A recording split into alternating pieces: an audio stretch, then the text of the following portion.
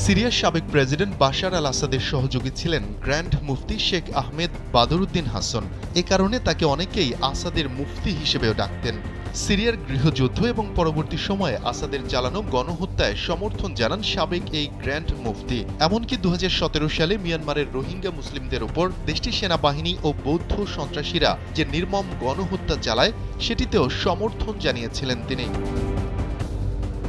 2017 সালে জানা যায় আসাদ বিরোধী যে হাজার হাজার মানুষকে মৃত্যুদণ্ড দেওয়া হয়েছে সেগুলোর অনুমোদন দিয়েছিলেন 3 জন, যার অন্যতম হলেন এই বিতর্কিত গ্র্যান্ড মুফতি শেখ আহমেদ বদরুদ্দিন হাসান।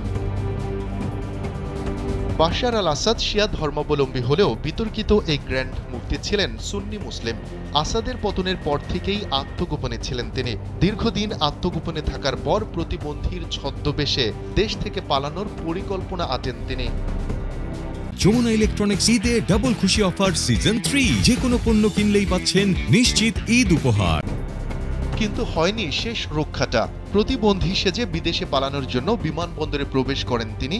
ঢুকে যান দামেস্ক বিমানবন্দরের ভিআইপি লাউঞ্জেও, কিন্তু সন্দেহ হওয়ায় সেখানে থাকা নিরাপত্তারক্ষীরা তাকে আটক করেন। পরে জানা যায় এই ব্যক্তি আসাদের অপরাধমূলক কর্মকাণ্ডে সমর্থন দেয়া একজন। পরে তাকে গ্রেফতার দেখানো হয়। বৃহস্পতিবার এই তথ্য জানিয়েছে সংবাদ মাধ্যম নিউ আরব।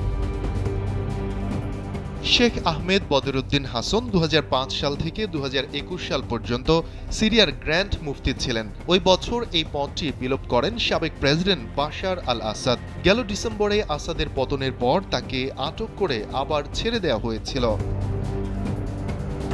শফিকুল ইসলাম শান্ত, কালবেলা।